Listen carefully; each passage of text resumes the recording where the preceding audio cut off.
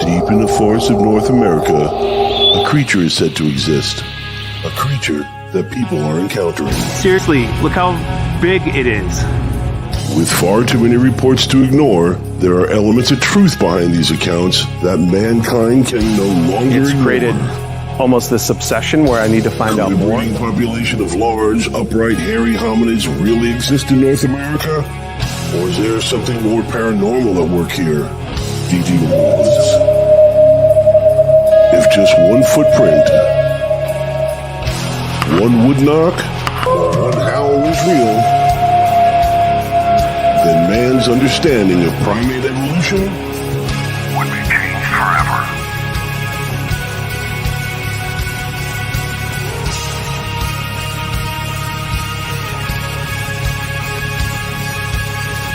Join Glenn Purcell and the Catskill Appalachian Research Collective as they delve further into the mysteries of Bigfoot and other paranormal phenomena through the eyes of witnesses, investigators, critics, and skeptics. Join us as we look to discover what lurks from behind tall trees.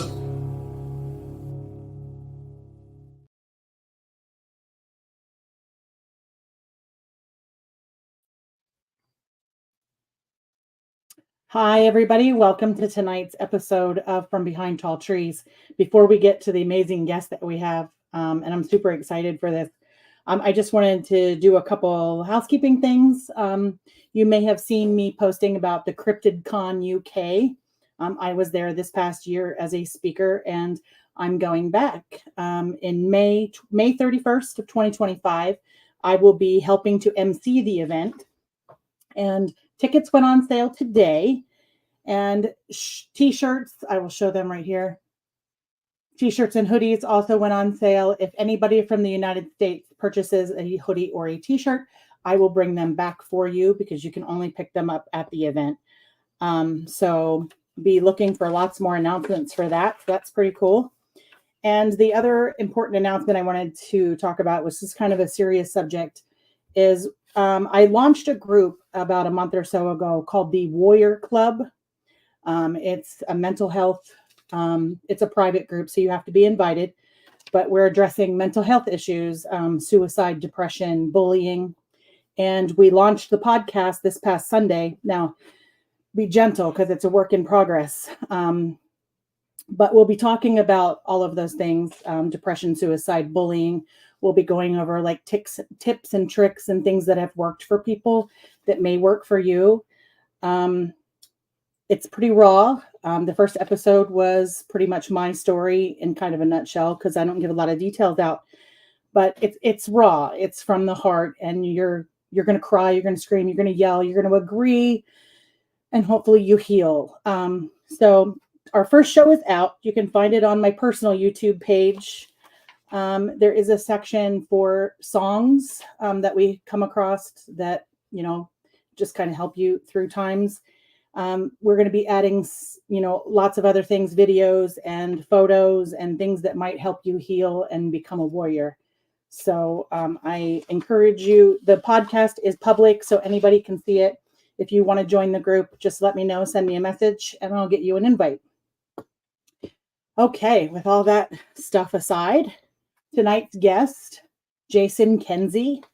He has 25 plus years of experience as a photojournalist, specializing in animal photography. And let me tell you, his photos are amazing.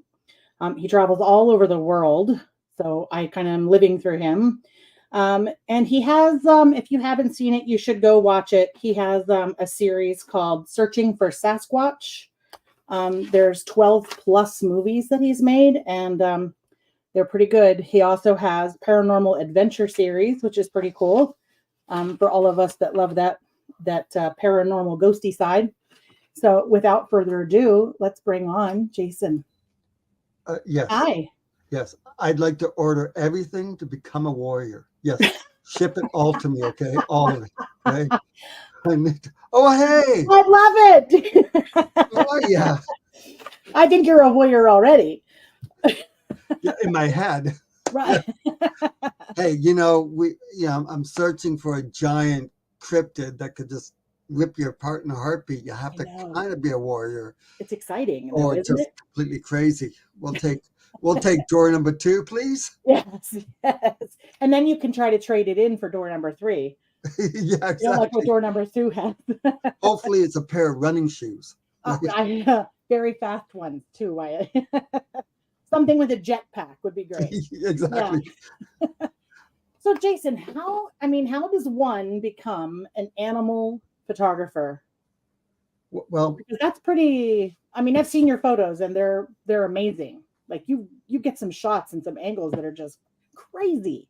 yeah, it's all about the angles, instead of just taking a picture dead on, get low, get through grass, you know, yeah, get obstacles that could be in the way of it, or whatever. You just have to have a good eye. I think outside the box, Mhm. right? Yeah, But that you do, let me tell you. originally I started as a wedding and event photographer, Oh wow. right? So, and like every photographer's journey, it always starts as a hobby. I don't care. No one just jumps into photography professionally, like Right. up the go. It's always kind of a hobby. So I, started as a hobby, and then I, started doing weddings and events. And then someone approached me and said, I'd like a little picture of my dog. Like, I like the picture of my little dog. And, at first I was confused because I didn't know people at the time would pay money to take a picture of their dog without them being in it. Right. So when I met up with him, I love doing dog photography outside, obviously. So after I took the photos, I asked him questions, and he just talked about some cool experiences that happened with his little dog. How his little dog saved his life, and it Oh my touched gosh. me so much that I thought, well, maybe other people would have interesting things to say about their pet. And then I started doing more dogs. He was telling all his friends, and his friends were contacting me to take photos of their pets. So then I started doing dogs and cats and parrots. And then one day, a guy contacted me that had like a caiman, which is Oh like my gosh. a crocodile in his bathtub. Well, that he had built downstairs in his basement. And when I told all my friends about, hey, this guy has this caiman, or this kind of crocodile like creature in a makeshift aquarium hot tub, and they didn't believe me. I mean, they said they believed me, but behind my back, they're like, "Nah, Jason's crazy. Why would anyone have that?" So I Right. bought a video camera because I was determined to prove that I was doing this. So I went, did the photo shoot. The owner told me right off the get-go, I do not want to be on film. If I even think for 1 second that you captured me on camera or on video, I will destroy your gear. Oh my gosh. I'm sure that, and yeah, like the caiman was like this close to my face because he was feeding the caiman. Oh my I'm gosh. up, and you should see the video. And I was so excited, and I kept all my fingers, 1, 2, 3, 4, 5, 6. Yeah, they're all there. And I started like, wow. And then he was so impressed by my profession, I was very professional, that he contacted his other friends who had exotic animals. And so then I started getting contact from people that had tigers, had bears, like a 900-pound grizzly bear, Oh my or God. kangaroos as pets. A lady had 5 wolves, monkeys, everything in between, giant snakes. Oh my God. And I took a photo. I took a video and photo of a guy that had like the largest spider in the world. Like, it was just massive. Well, my hands are very small, so forget that. But it was like 12, 13 inches in diameter, the size of a kitchen plate. And I just loved it. Oh And my so I God. did that for years. I started filming and interviewing people. And my motto was, if I was to photograph your exotic pet or any pet, no cages. I have to be able to hug your animals, Right. so to speak. right? Everything goes good except for maybe the guy with the alligators, but we won't go there.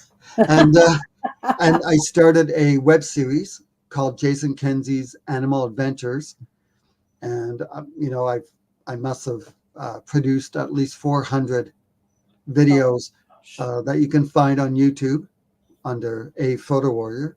And then 2019 rolled around and everything got shut down.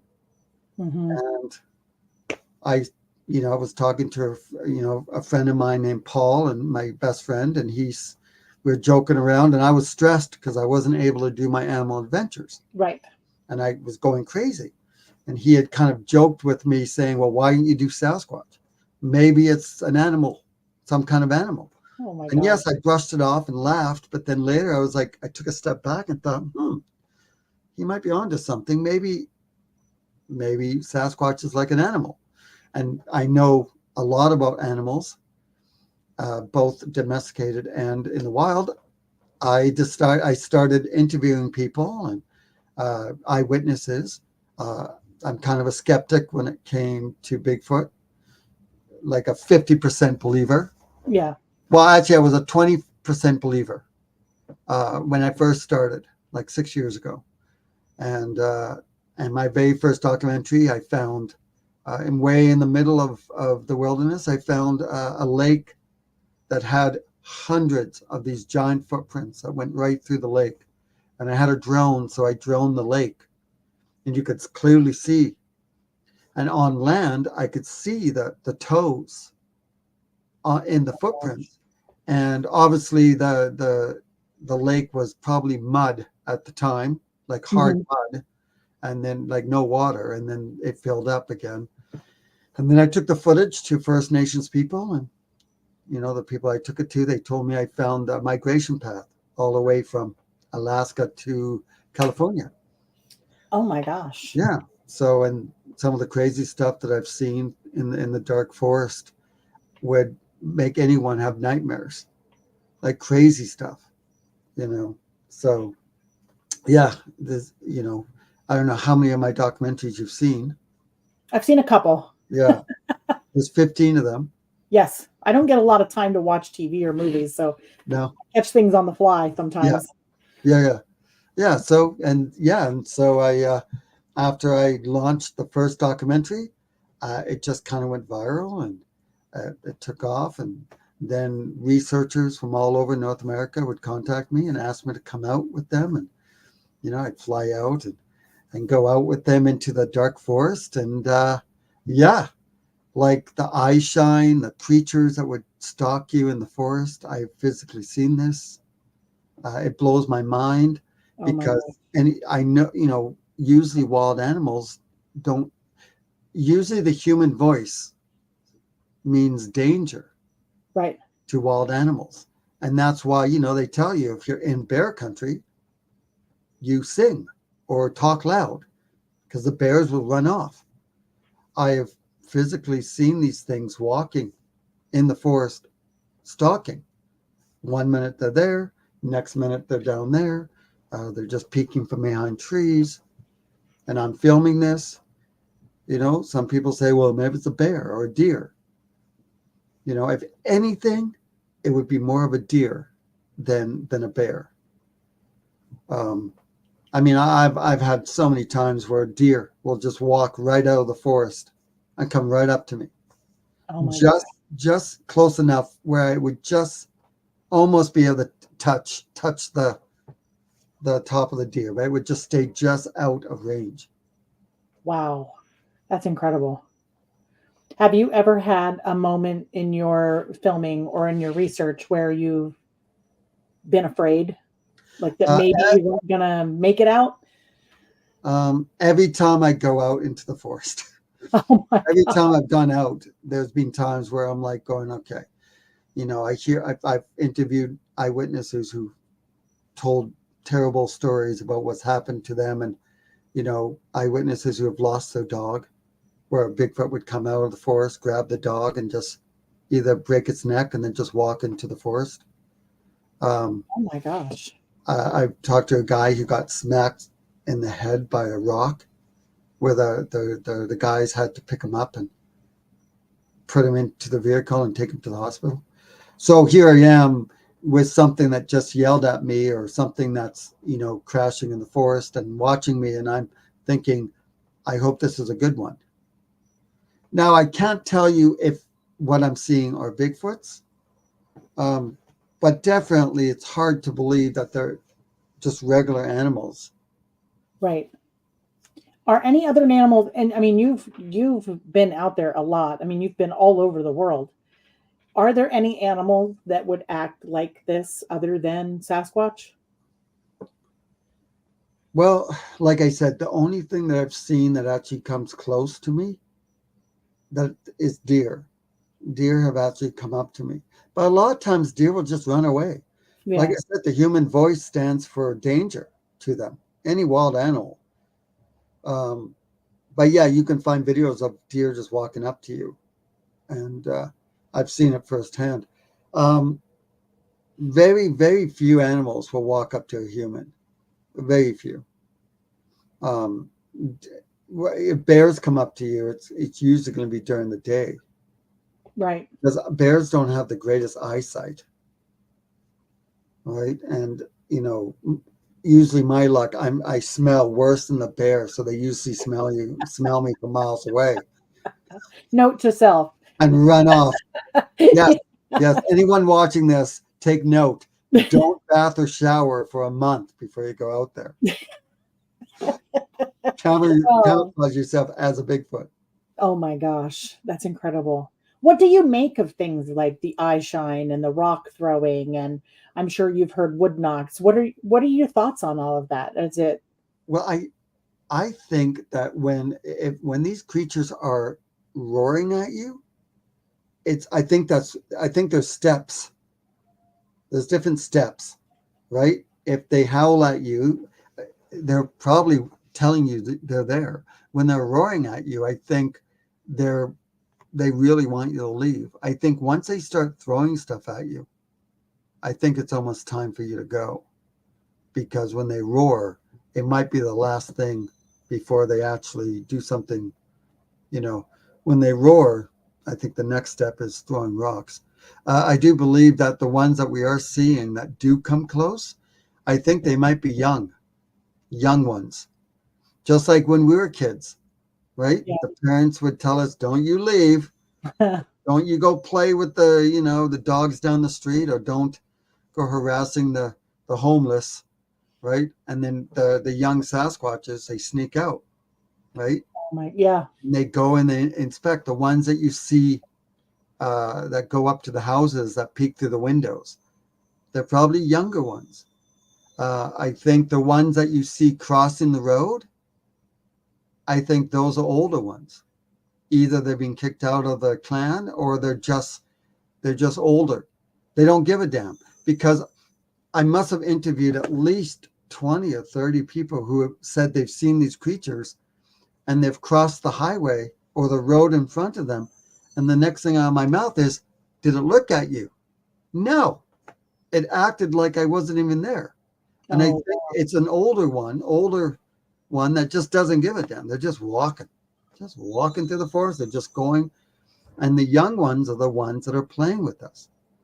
I always believe that over the years, they have seen us looking at these tree structures so many times that I almost think that they're building them just to poke fun at us. Oh, look, funny human. Look at stupid human. Look at sticks. Because the tree structures don't do anything for them.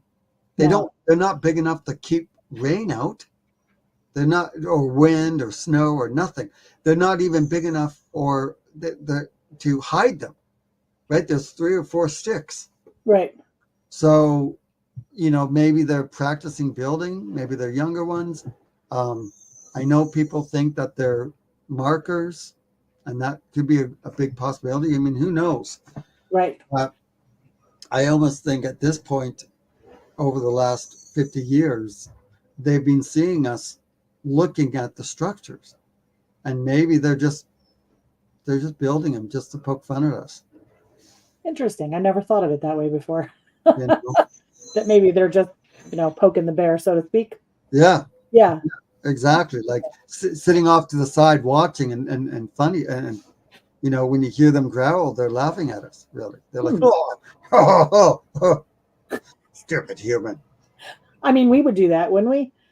Yeah. I mean, yeah, of course. Some people, absolutely. Well, that's the thing. When I am studying these Bigfoots, the thing is, I usually go by what I know of animals in real life.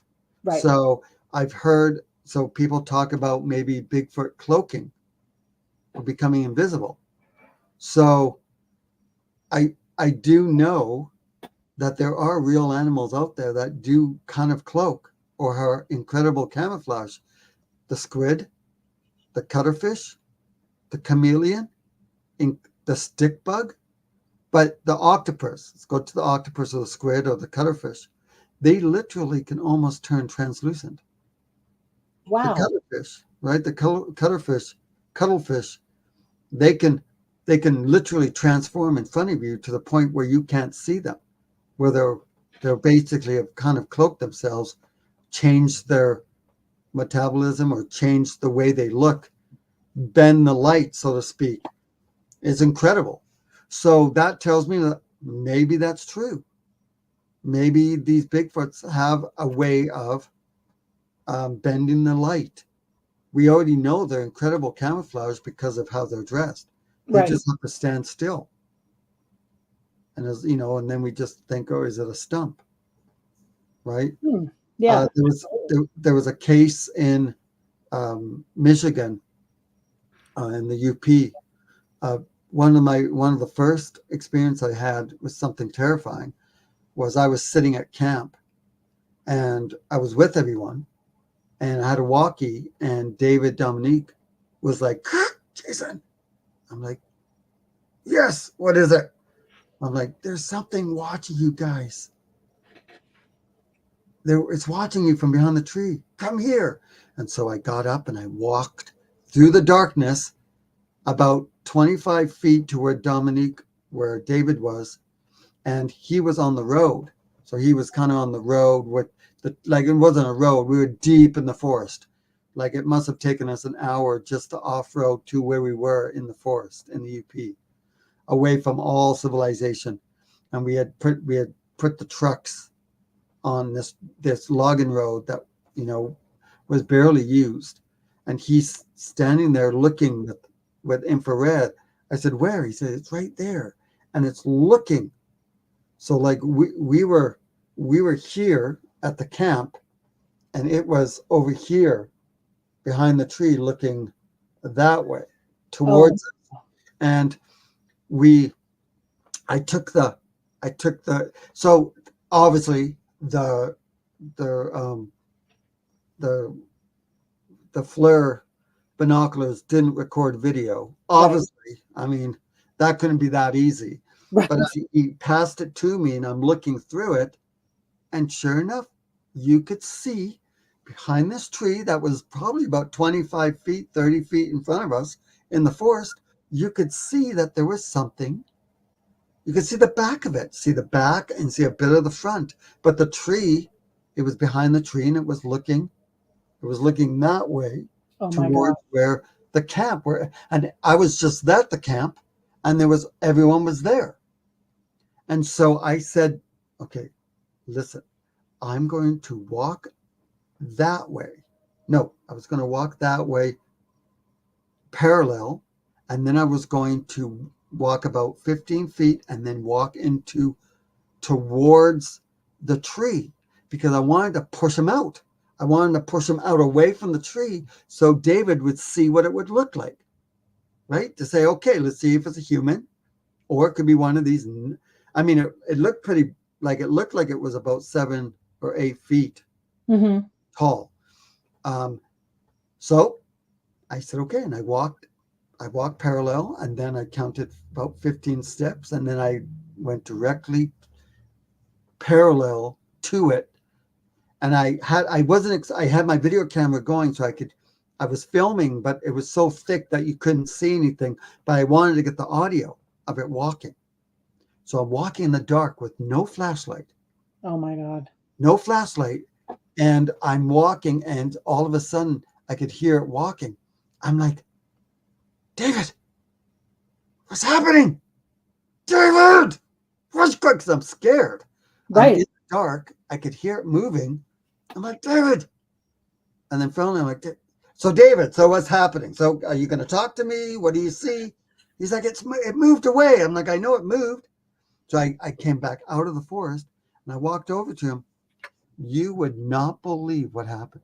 You would not believe, as I'm sitting in front of you, Gwendolyn, talking to you, you would not believe what this creature did. Oh my God. It walked away, but it literally used the tree to block it. It walked. I was trying to make it walk this way, Right. to walk it out. Actually, it was this way. I tried to make it walk that way. It actually went that way. Oh my it gosh. used the tree to hide itself, as if it knew that I couldn't record it, Oh or my that God. I couldn't see it. It walked. Yeah, it blew my mind. I went over to David and said, so did you see it? Because I thought when it was moving, I could hear it walking, that it walked away from the tree, and it didn't. It walked like this. Yeah. My gosh, I would have died. Oh my gosh. I was like, it really opened my mind. I'm like, my God, either it's a Bigfoot or what are those chipmunks eating? They're having a high protein diet. Yeah. Jeez. Yeah, exactly. Oh my God. Really high.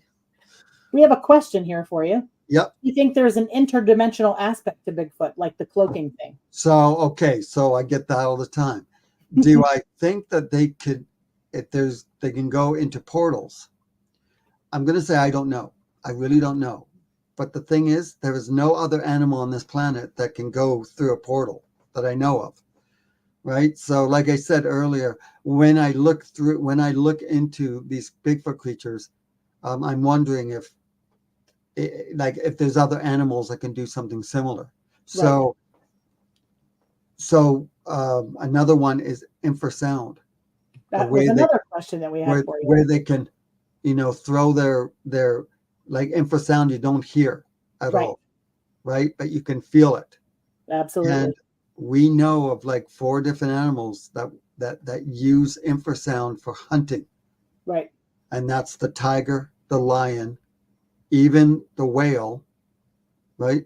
You wonder why the tiger and the lion, like why cats will roar as they're attacking you.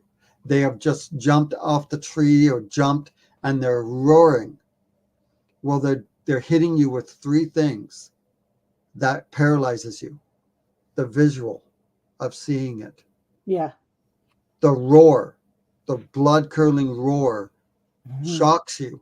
But the infrasound that they also give off can make you throw up, can make you go blind for a little bit because it kind of shakes you. So all 3 of them paralyzes you enough to get you. And they do that with all animals. And actually researching it, I actually think that stellar jays do the same thing. I don't know if they have infrasound, but I know that they will scream when they're attacking another bird to scare it off. I've actually physically seen stellar jays, the blue birds with the black heads. Yeah. With the black, and they're not about that big. Yeah. So, but I'm not saying they don't. There isn't, they don't go through portals and stuff because we don't know exactly what these creatures are 100%. Right. I mean, I've interviewed quite a few people who say that they have seen UFOs and they see the Bigfoots right after the UFO. A couple of people said it landed and they came out and grabbed the Sasquatch and dragged him back into the UFO. Wow, that's incredible. So, there's a big possibility. I mean, I've been so close to whatever these creatures are and not even see them. Right. I know they're there because on camera I can see the eye shine. Right. Right. So, yeah. Have you ever been hit with infrasound? Have you ever experienced that? Oh, so when I was in Michigan, the UP, I think 3 nights earlier, we had found a giant tree X. And we're talking, it was, I want to say 20 feet, 25 feet high. Oh my gosh. 2 of them, like a giant X, and they're huge. They're pretty big trees. And there was another tree on top of it.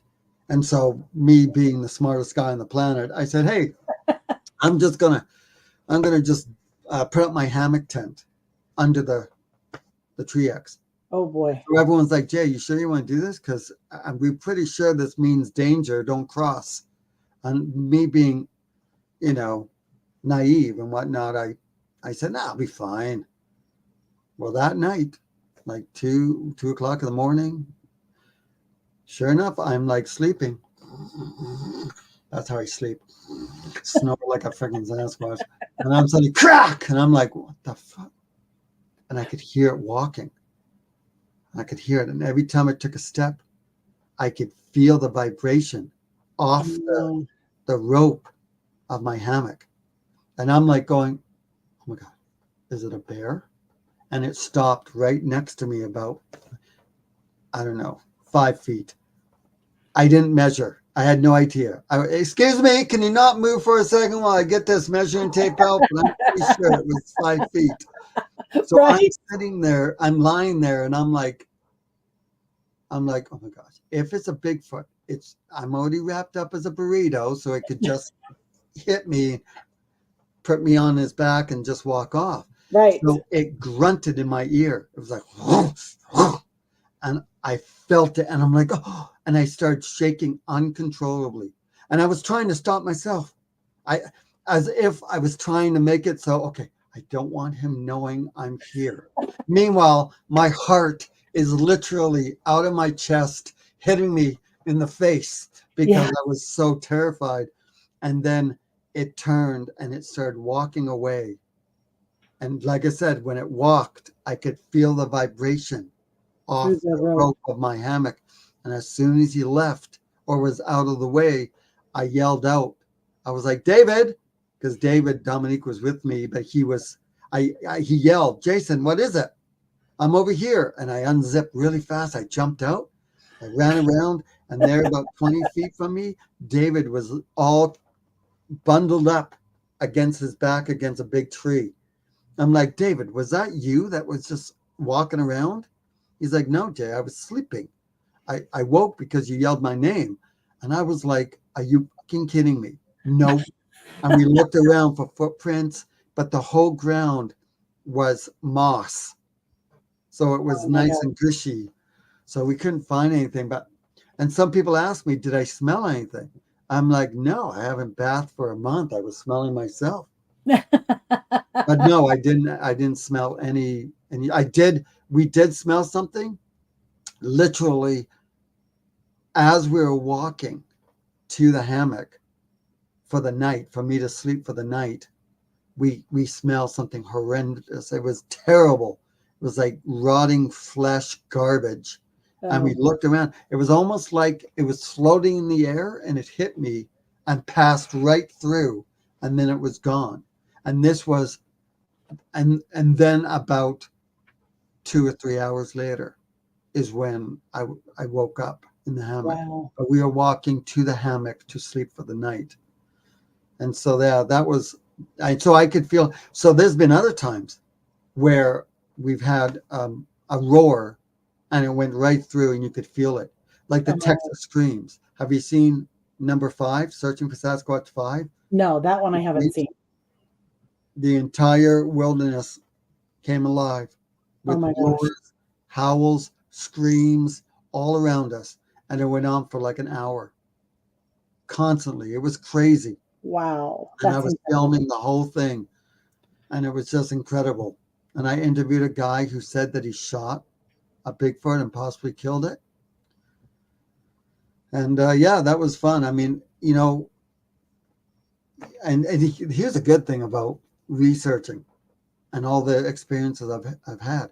I've experienced it with other people, like other Bigfoot researchers are like with me. So if people are calling me a liar, right, they have to call them all a liar too. Right. Right. And, and I mean, obviously, I mean, yeah, okay, maybe we're all lying. I mean, you could say that. Right. But I do have two rules. If I go out with someone, if I go out with a research group or go out with people, and I'm going to film one of my documentaries, I have two rules that we have to follow. Okay, three if someone has Scooby snacks. But besides that one, we have two rules. Number one, no hoaxing. Absolutely. No throwing rocks or something into the forest and saying, oh, there's something moving in there. Right. Or running off and then pretending there's someone walking in the forest. Right. I don't put up with that because I'm in this to investigate these creatures because I truly want them to be 100% real. Absolutely. I love the mystery and the adventure of it. Mm-hmm. And if I was hoaxing it, then I know inside me that, okay, it's fake. So I won't have the energy. I won't have the excitement. Absolutely. You know, I'm literally the worst actor on the planet to be or be stung by one. See, I can't even get my lines right. So number two, the second rule that I have is if you're with me and we're in the middle of the forest and something happens, rock throw, roared at, screamed at, tree pushed over, Bigfoot comes out and grabs you and starts spanking you. Whatever you do, do not run. Right. Stay by me. Where are you going to go? I mean, Right. if the creatures are going to kill you, they're going to just kill you. Yes. We won't even see it coming, probably. They'll just come out. And so if we're still there and they're just yelling at us, we're better in pairs and in groups. Absolutely. Right? And if it is a bear or a cougar or a wolf or something, you have a better chance of surviving when there's a bunch, when you're together in a group. Right. I mean, you're going to be running off. Most likely, you're only going to get half a mile before you trip and break a leg because you're in a panic. So that's why I asked. I said, don't run away. Just kind of stay by my side. You know, that way I can outrun you. So, you know, there we go. You don't have to be the fastest, just faster than the slowest. Exactly. Right. Right. A lot of times they're holding my video camera. So give that to me first and then run. Okay. I'm just selfish. That's just how it is. So we have another question for you. A lot of Native Americans believe Sasquatch are skinwalkers. What is your belief on that? I'm sure you come across a lot of Native American people in your journeys. The thing is, not all Native Americans or not all First Nations people believe that Sasquatch are skinwalkers. Some of them call them forest people, right? Forest ghosts, the people of the forest, the hairy man of the forest. There is a group of First Nations people in, where is it, Utah, or in the States in the middle that do believe that Sasquatch are skinwalkers. Oh, and you never know. Skinwalkers could possibly be Bigfoots. Right. Right? For all we know, Dogman. Right? Maybe a lot of Dogman sightings are Sasquatches. You know, Bigfoot. I'm about to fly out to Michigan to film a Dogman documentary. Oh, nice. So I'm very excited about that. And then heading over to the Ozarks to look into the Ozark howler, which is possibly still a Bigfoot, right? Right. Then down to Louisiana to go after the Rougarou. The Rougarou, or the Honey Island Swamp monster. Swamp monster, Yeah. right? Which, like I said, could potentially be a even worse smelling Bigfoot. Right? I love New Orleans. It's one of my favorite places to go. We go every year, and I'm fascinated by the Rougarou. I am so jealous that you're going there. Yeah, I'm so If you excited. need somebody to hold your camera, you just let me know. Will you run if you get roared at? I will not run because I'll be frozen in my spot. Perfect. I'll pry the camera out of your hand. I've been hit by give me a knife. Yeah. She's not letting go. Just chop my fingers off and take off with it. I've been hit with infrasound twice, and it was not fun. It was not a good experience. And the second time I hit it, I literally froze. Like the only thing that could move were my eyeballs, Yeah. my eyelids, and I was like afraid to blink because I was like, what if he hears me? Exactly. Blinking. I was like, Yeah. and I couldn't move. I physically could not move. I was frozen in fear. It was just, and that was in my backyard. Yeah. Like it was ridiculous. I was like, oh my God. Did it roar at you? Did you physically hear it? No, it did not roar at me. Oh, so you just froze. I heard him outside. I heard the footsteps, and my girlfriend and I were camping out there. She was in her tent and I was in mine. And you could hear it walking around. And like I had my gun laying right there because we have bear and we have, bobcats, which the state says we don't have, but they're here. And so I was like, I couldn't even reach for the gun, or the flashlight. I was literally frozen. Yeah. And I'm just listening to it like stomp around and it would like huff. And I was like, oh my gosh. Like, oh yeah, the huff. Yeah. The kind of grunt huff. Yeah. Like a grunt. Yeah. Yeah, that's terrifying too. I actually came walking around some bushes once, and there in probably 20 feet from me, 25 feet was a creature was standing 7 feet, and I had my video camera on, but it wasn't recording. Oh. And I just had enough time just to click record, and then it ducked down. It went down and then went across, and it just looked at me. And I caught all that on video. So I have that in 4K video of it just looking at me, just the eye shine of it. And I'm standing there like thinking that if it's a young one, that the adults were going to come walking up to me. Yeah, that's in number 6. That was Searching for Sasquatch 6, my gosh. is when that happened. And I was with Robin Haynes McRae for that one. Oh my gosh. Yeah, there's a lot of crazy stuff I've seen. So I'm now a 50% believer. What would push you the other? So for 100%, I need a daytime sighting. I need to be at least, 25 to 50 feet away. I need to walk up to me and slap me in the face. And then I would be 100%. You'd be like, yep, there he is. I'm like, you listen here. You listen here. Okay. Because I'm only 5'6". Wait, I'm like, you're going to stand still. Her or him. I taste terrible. Yes. That's incredible. That's incredible. What are some of the craziest places that you've been looking for Sasquatch? So Michigan has been pretty active. Wow. Kentucky was interesting out there. Had some really cool stuff. Ohio grassman. I caught eye shine looking at us. First, I visually saw the shadow of it moving. And then on camera, I caught the eye shine. Oh my gosh. So that made me know that there was something there, that I wasn't just playing tricks with me. Florida Everglades or the Florida swamps, that was quite interesting. Got lost out there. Oh my gosh. So that was interesting. Out here where I live, because I just have to drive 45 minutes. I'm in some thick forest, 1 million acres of forest, pristine forest. Wow. With trees that are like 20 feet in diameter.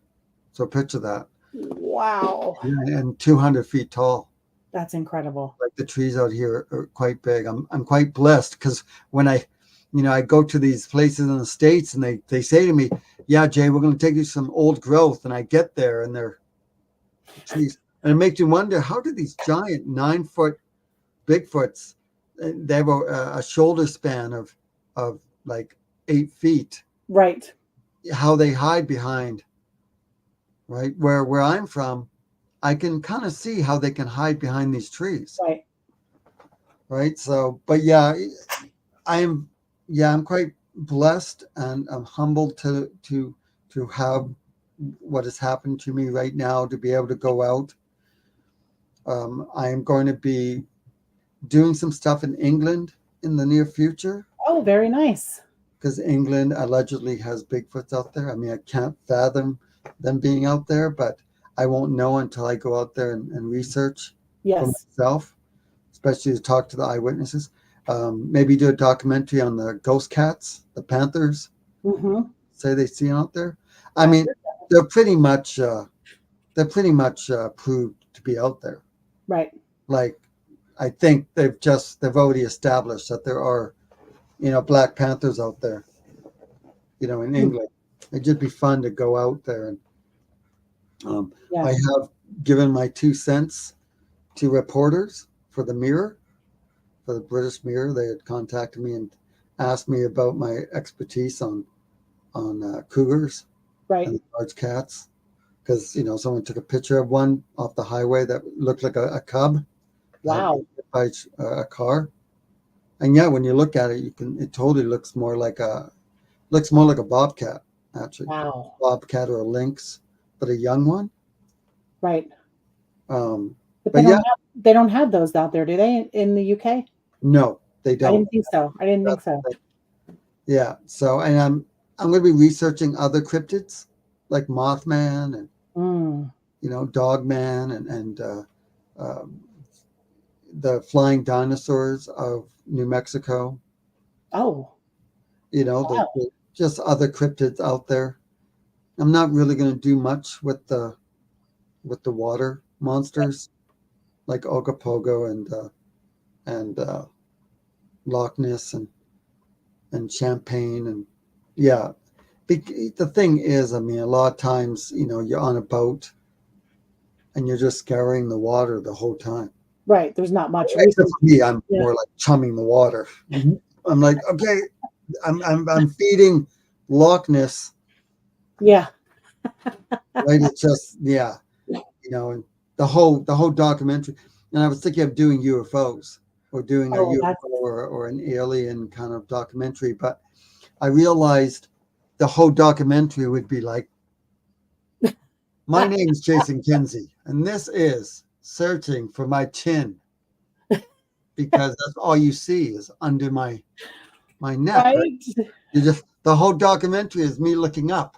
I have to draw my eyes here and just So I don't know.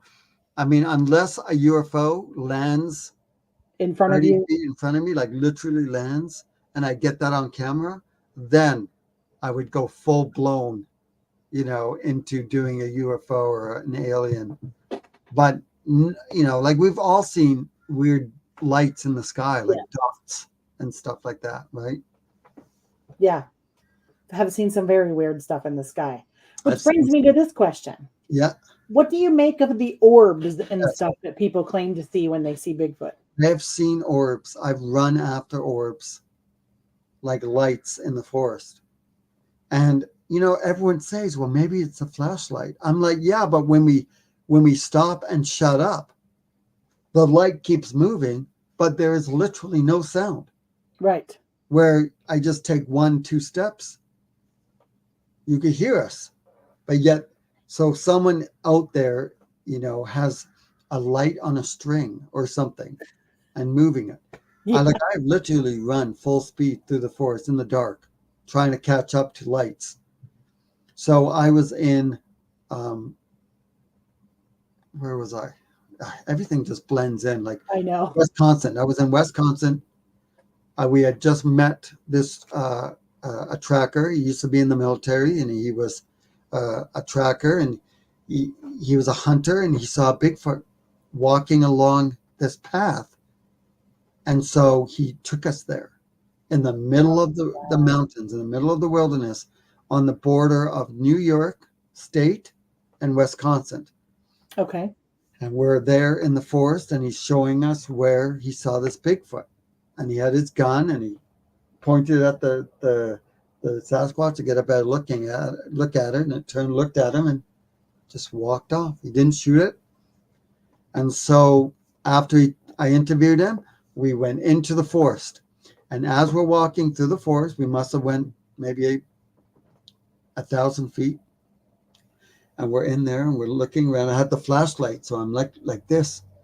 And just as the flashlight hit, there was a creature that was standing about maybe 40 yards. And it was as if imagine you're standing there and suddenly the light hits you and you're like, oh, and then you jump behind the tree. Right. That's exactly what it did. Oh my gosh. I hit it and I look over at the kid because the tracker, this guy had brought his son with him. His son was, I think, 12. A really cool kid. And I look at him and he's looking at me like, I saw it too. And I said, guys, I just saw something. And it just the eye shine as it jumped behind the tree. So the tracker, and we started walking really fast towards it. And as we came across around the tree, I'm no kidding, as I'm sitting here talking to you right now, I look down and there is a little tiny tree structure. It looked like a little teepee of Oh my gosh. 3 sticks. They were about that long, maybe the size of my finger, and it was just there behind the tree, literally assembled. Like, I know everyone says, well, maybe it's things that fell out of the tree and made it. No, this thing was literally like not even 2 inches long, and just stacked right there like a little teepee. And then I said, okay, well, let's go that way, because that's where I think it ran off, because as we walked around, we could hear it running away. Right. So we started walking really fast through the forest. All of a sudden, we saw this red light in the middle of the forest, probably about 100 yards away, and it was moving. And wow. We could see it. It looked like backup lights, like the backup light of a car, except much bigger. And it was moving. So I'm like running, going, excuse me, hello, hey, please, don't shoot me if you're a hunter. And if you're a Bigfoot, I taste terrible. Please don't eat me. Hello, come in peace. And all of a sudden, it's like my ADHD just kicked in. And it was like, hey, a footprint right there. It was like, oh, squirrel, right? It's like, oh, footprint. And forget about the light now. Oh my because gosh. now there was a footprint directly in front. Just one, there was one footprint and then a partial footprint about 4 feet further. But we didn't care about that one. We were looking at this one. So we're taking measurements. You could see the toes. And yeah. And then all of a sudden, about 10 minutes later, after we studied this footprint, I looked and said, okay, where's that light? Right? And it was gone. Like it was, Wow. And I'm filming this whole thing. I have a video camera in my hand the whole time. So this is new. No one's ever seen this yet, but they will. I'm working on it right now. I'm working on 3 more Bigfoot documentaries, and I'm working on 2 more paranormal documentaries. Wow. And now I'm about to fly out and shoot 3 more Bigfoot documentaries. You're not busy at all, are you? No, not at all. And I'm going to be speaking at a couple Bigfoot conferences. The Ozark Mountain Bigfoot Festival or convention. I'm going to be there speaking. Nice. And it's going to be fun. I can't wait to meet the people. Absolutely. I can't wait to share my documentaries with everyone. And, it's just fun. That's incredible. You live the life so many of us would love to live. Well, listen, I'm a paramedic, by the way. So, oh yeah, yeah. So you could take me with you. I could hold the camera and fix your broken leg when you fall through. And when I break my leg, and if I peeve you off, you could beat me with the wet end of the leg and say, "I told you not to run after that boar." Right. No, I'm not giving you a shot for pain. I'm putting you down, Jason. This is it. Just hold still. Oh my gosh, that'd be hysterical. It would be so much fun, I'm sure. Have you ever been to the Allegheny National Forest? No, not yet. Well, I was in Oregon though, not recently. So You should come. This was a really funny story. So I love the Allegheny National Forest. It almost calls you, oh yeah, which is kind of creepy, weird, right? Like you're constantly thinking it's an amazing place to go. But a lot of weird, crazy stuff happens there. yeah, And our last expedition, a gentleman came to talk to me and tell me some stories, and he basically said that he has walked through portals that just open up, and yeah, he lays glow sticks down so he can find his way back out, because yeah. he said, I've walked this trail 1,000 times. I know the trail. And he said, you'll be walking it, and all of a sudden you'll be in the woods, and then the next thing you know, you're in the jungle. Oh, the jungle. And I was like, what? Like, what is happening?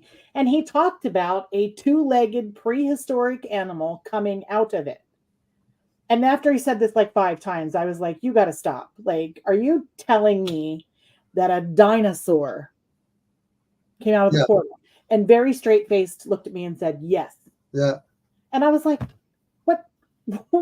What is happening? Like, he had some really wild, crazy stories Yeah. everywhere, from UFOs coming out of the lake, yeah. the crazy animal mutilations, all in this one area of the Allegheny National Forest.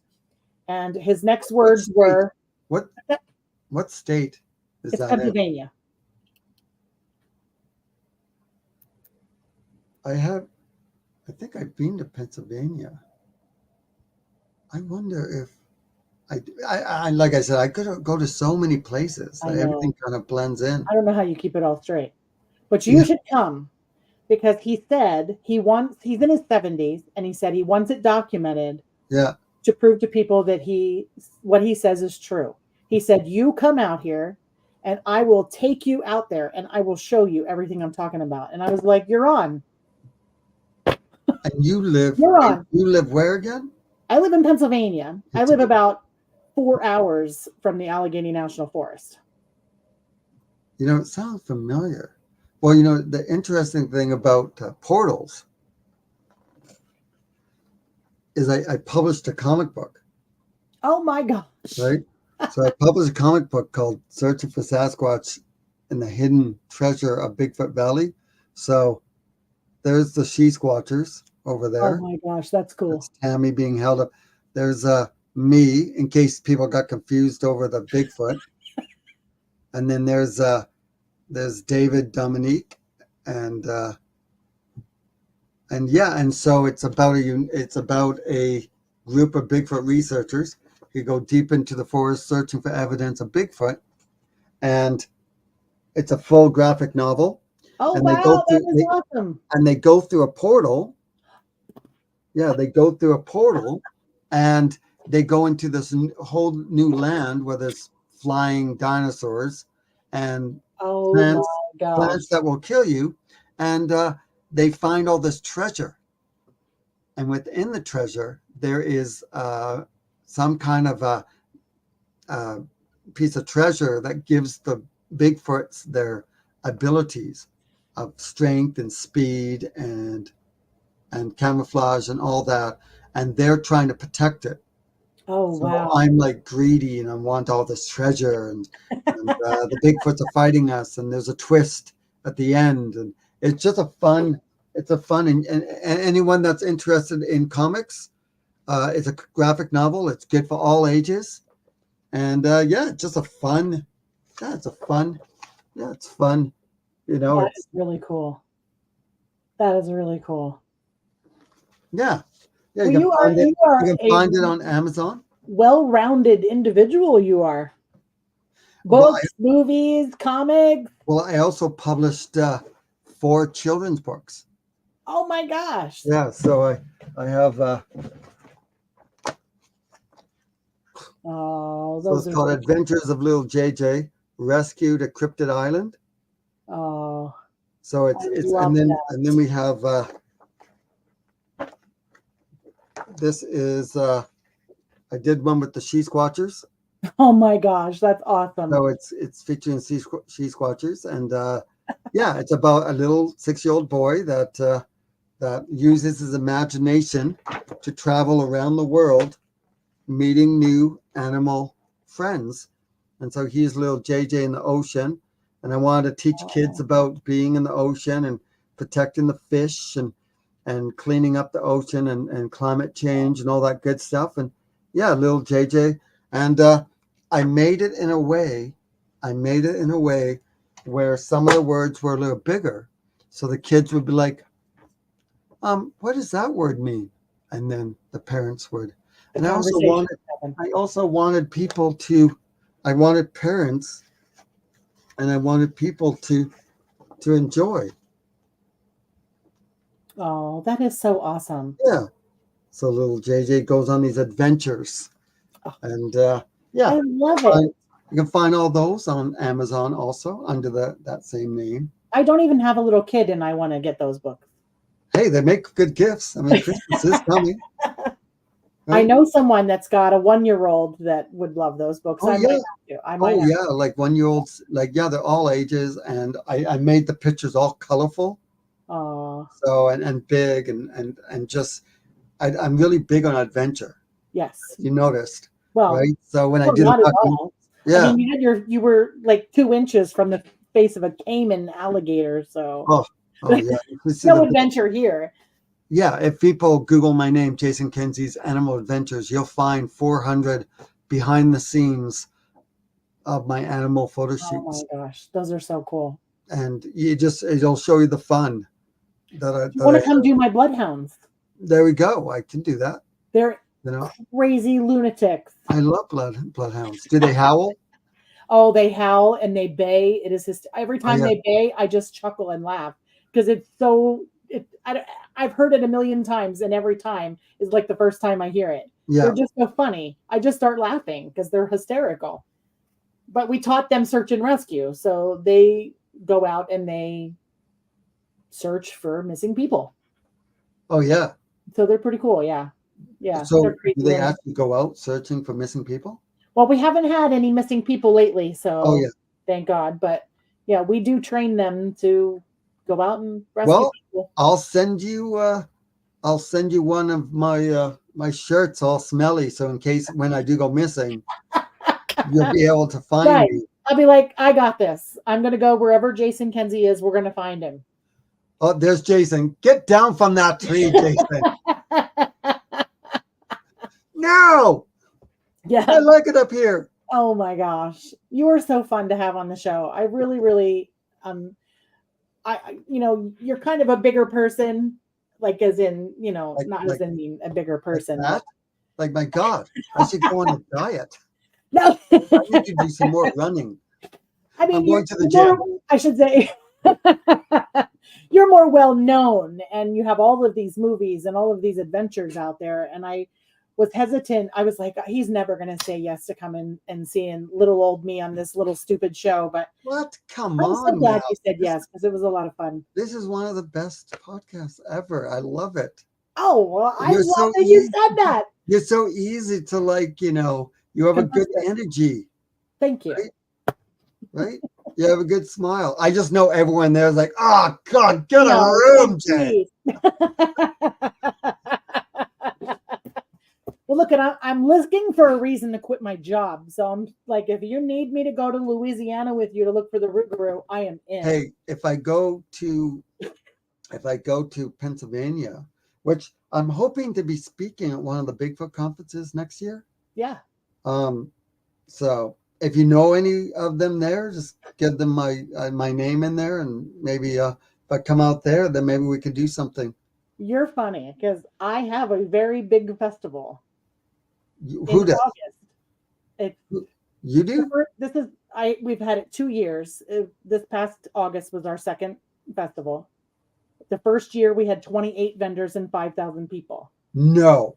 And this past year we had 110 vendors and about 7,500 people. Well, I'm a good speaker. You could. I know, and have me come out there, and I'm a cheap date, so I can come out there. I think that would be a lot of fun. Let's talk afterwards. Yes, because it would be a lot of fun. I think you would be an amazing guest, and we might have to have people bring their exotic animals. Hey, Yeah. I know people that have like snakes and weird animals. Yeah. Monkeys? Any monkeys? Oh, I don't know of anybody that has any monkeys, but I'm sure there's somebody out there that has a monkey. So what is your festival called? The Central PA Bigfoot and Cryptid Festival. Okay. It's in Okay. Elysburg, Pennsylvania, some little tiny town. We're 5 minutes from a huge amusement park called Camouflage. It's one of the only free amusement parks out there. They do not charge entry. You buy tickets to ride the rides. It's an amazing, and they're always, getting some kind of award for their roller coasters. Yeah. It's a really nice little park, but it's like 5 minutes away from the festival, so people can come and do both. Well, it's great. Well, I'm getting booked pretty fast for some of these festivals. So if we're going to do something for 2025, we might want to do it sooner than later, just so I know that it's secure and it's good to go. We will chat, definitely. Yeah, I think that would be fun. And, I hope your viewership, I hope the people watching this, they'll go onto Tubi or they'll find Tubi TV. Love Tubi TV. Yeah. Amazing. If you go into Tubi and you just put Jason Kenzie, it all pops up. It does. It does. They all come up. Even my paranormal ones. And any day now, there's a third paranormal documentary. And I just finished. I was going to say, don't you have a brand new Sasquatch documentary coming out? I have a brand new coming out. It's going to be out in a few weeks. It just depends when Tubi launches it. But I went to Kentucky and I got to meet Charlie Raymond and I got to go out with them. And yeah, it was fun. It was exciting. There was some activity that we caught on camera, which was, wow. I don't want to say too much. It's, I didn't get picked up and carried off. So I don't want everyone being still here, right?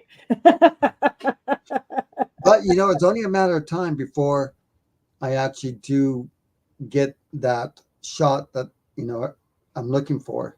Yeah. It's only a matter of time. And, I do love speaking at these festivals and conventions. And I get out there, I'm all over the place on the stage because I'm acting out. I can't do it here because I'm on a chair. Right? But, it's a lot of fun. And just to meet everyone and just spread, get out into the forest and, I love getting into the forest. Hug a tree. But just make sure it's not a tree that the Bigfoot is hugging at the same time, okay? Yeah, it's great if the Bigfoot's a nice Bigfoot and is like, come over here and hug this tree with me and I'll take a photo op. That'd be great. But I don't know that that's gonna happen. Well, I interviewed a guy who said that he was looking over a bush and the Sasquatch came over, like he looked and he turned and the Sasquatch licked his face from here all the way up. Just licked it. I would have never washed my face. And then ran away. He was so terrified. He didn't get scared until 5 minutes later. Oh my God. It happened so fast that he just, That is insane. Yeah, some of the most extreme cases of people I've interviewed never wanted to go on film, never wanted to show their face. Yeah. Do you want to hear a Bigfoot roar? Yes, or an unexplained roar that is. I would love to. So this is caught in Minnesota on the Red Leg Indian Band reservation, which they have like almost 1 million acres of pristine wilderness, and nobody's allowed to go in there, like very few. So this was captured there. I don't know if you're going to be able to hear it on here, but let's give it a try and see if.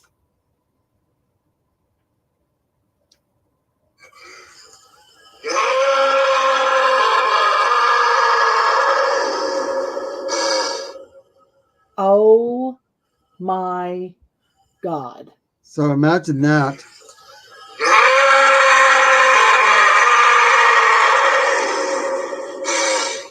So here's another one. This one's a minute long, and it has like 4 or 5 of them freaking out all around, like freaking.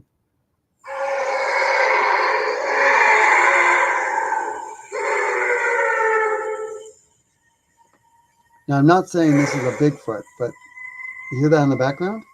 I do.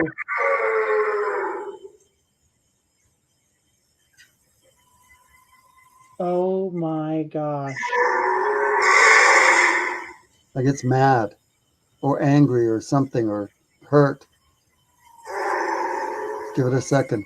They go nuts.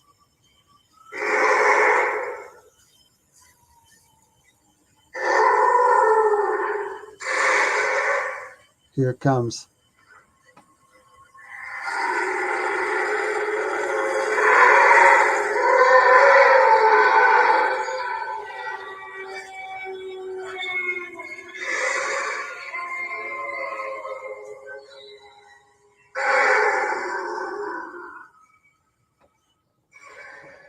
Crazy, eh?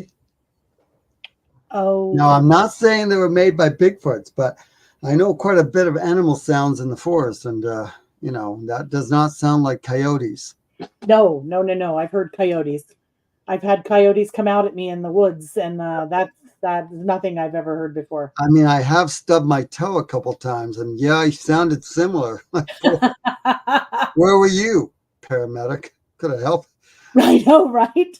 I'd be cleaning my pants out somewhere because I'd be. Oh my God, Tim! I think that was Michigan. You said No, that was in Minnesota. Minnesota. So if you guys if you find go on Tubi and put in searching for Sasquatch 10, the Minnesota roars. Oh my God! You will actually get the full story. And we went there to investigate, and we found crazy stuff. We found so many tree structures. We talked to the First Nations people, and for one thing, they thought we were crazy going into the forest at night and looking around in there. And yeah, it was very exciting. I mean, it just baffles me the stuff that goes on. I mean, like it's very little percentage of people that go into the forest at night.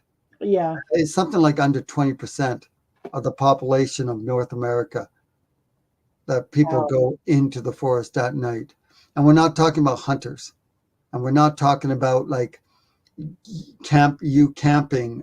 I'm talking about actual people hiking through the forest at night. right. Like very, very seldom. No one does it. Right. Except So for us crazy lunatics. yeah, so a lot of times you don't know what goes on at night. Oh my gosh, that's insane. That is really insane. Very, very much insane. I'm glad I got Luna's attention.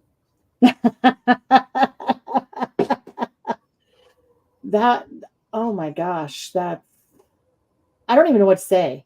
Yeah. Like if I had heard that in the woods, I think I'd be frozen stiff. I would not be able to move. So if you go on searching for Sasquatch 5, the Texas screams, you'll hear the roar. You'll hear roars like that there. You'll hear the howls and the screams, and it can be terrifying. The howl and the howls and the roars and everything went on for so long that this is exactly what happened. They went on so long that we kind of slowly got numb to it. We're like, right. So Frank, you were gonna put some hot dogs onto the fire. Oh look, another howl. So anyway, about those hot dogs and those I swear that's kind of what was happening. It went on for so long, and there were so many of them that we basically was like, oh, another howl. Okay, so anyway, so oh my gosh, like, yeah. So everyone just follow my adventures. There's going to be a lot more stuff happening. Oh, I can't wait.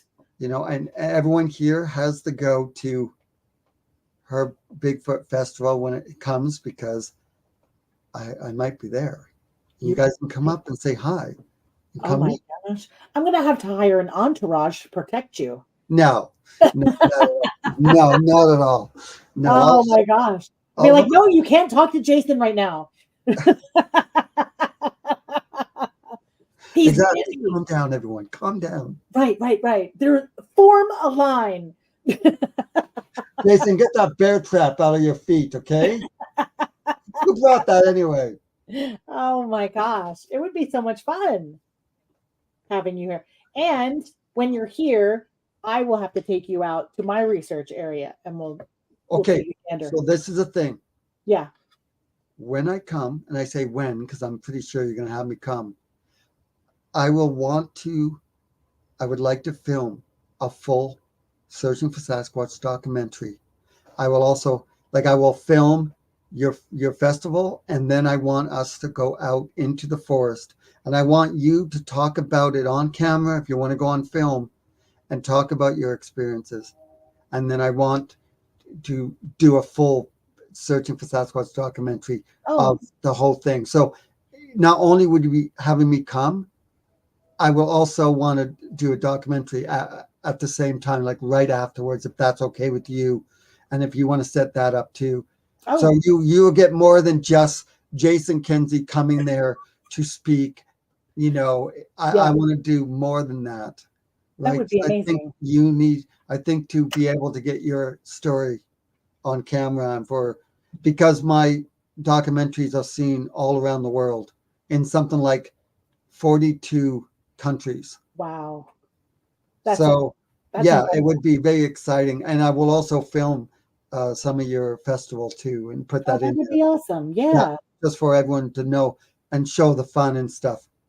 Oh, it is. We're looking at 200 vendors next year. Are you? Wow, that's cool. All of the vendors that signed up the last 2 years have most of them have signed up again already. And we've increased the area in which we can have the festival. So it's going to be like, I'm already saying, hey, can you do the press releases? Hey, can you handle the vendors and where they go? And it's getting so big that I can't do it by myself anymore. Yeah. Yeah, that's cool. That is very cool.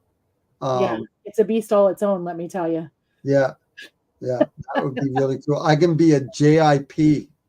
Yes. Jason. Inside person. It's almost like VIP, but not. Right. Well, you do have those couple of movies out, so you're kind of a big deal. Just a couple. Just a couple. I mean, Yeah, it was so much fun talking to you. Me too. Seriously, we could talk all night, I think. I know. Promise me you'll come back. I will come back. Because I would love to continue your saga with future documentaries that you do and talk about them and promote them and see, what you're doing next and where you're going to be. Because you're everywhere. Yeah, I am. I try and get everywhere, and there's going to be more stuff happening. This stuff I can't really say on. Right. I can't say now what's happening. That there's some stuff that's really cool that's happening. Right. I wish I could say, but I can't. But it's exciting. It's fun. It's cryptid related, and it's by next year I'll be able to talk about it. Maybe at the festival. Oh my God, amazing! Yeah. Oh geez, I have ideas. So ideas. Yeah, we'll have to talk. Yeah. I got ideas. Okay. I'm always thinking. Well, everyone, you can find me online. Just put in Jason Kenzie, Animal Adventures, or Searching for Sasquatch, or just Bigfoot. You'll find all the crazy other stuff. And Amazon Prime Video, you can find my stuff there. Plex. Tubi TV. Tubi TV is the big one because it's all free and stuff there. And there is going to be some stuff. People can find me in England on some of the streaming platforms there. I don't know if I'm supposed to say that now, but oops, too late. Anyway, that's happening. Boy, it'd be awesome if you and I were in England at the same time. Oh, wouldn't that be epic, eh? Because I'm going over there in May. In May? Oh. In May. Yeah. Well, I don't know exactly when I'm going to be there, but, it's going to happen. That'd be pretty cool. And if that's the case, that would be really cool. That would be cool. Yeah. Gwendolyn and Jason going after the elusive Bigfoot of England. Oh, I know. Jason with his camera and a cup of tea. Don't forget the crimpets, darling. Don't forget the crimpets. I mean, like a Bigfoot comes walking down like, Freshly made. Have some tea. Run for our lives. That is so awesome. Bigfoot's like, oh, this is Tetley. I hate Tetley. It's not even good English tea. Not even good English tea. Bloody American tea. Oh my gosh. Everybody, thank you for joining us tonight. Stay on with me here, Jason, after we're done so we can talk backstage. It was an awesome show. And we will have Jason back because he's awesome. And we'll continue to watch what he does, and we'll talk about his experiences, especially with some of the other cryptids that he's going to be going after. So that would be fun. I don't know a whole lot about Dogman, so it'd be pretty cool. Yeah. Because I deal with Bigfoot. So,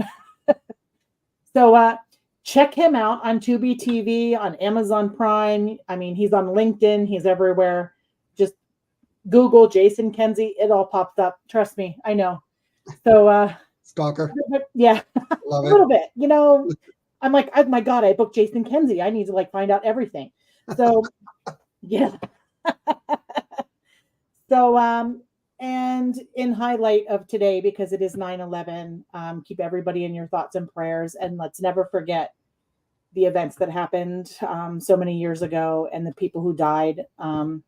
As a paramedic, it is really humbling I've been to New York City. I've been to the monuments there, and it's, I wasn't there for 9/11, but I can almost feel it. You know, being a paramedic, I know what it's like to run into things when other people are running out, and it's very humbling. So if you have any first responders, police, fire, or EMS in your life, give them an extra hug today, because you don't know what's going to happen tomorrow. And in 2 weeks, we'll be back with Daniel Lee Barnett from the UK, who's done some fascinating things in Bigfoot research. And I won't give too much away because we'll talk about that with him when he comes on. And we'll talk about his big festival that I'm co-organizing and will be emceeing in May. So that'll be a lot of fun. And have a good night, everybody. See you guys. This has been a CARC Universal production.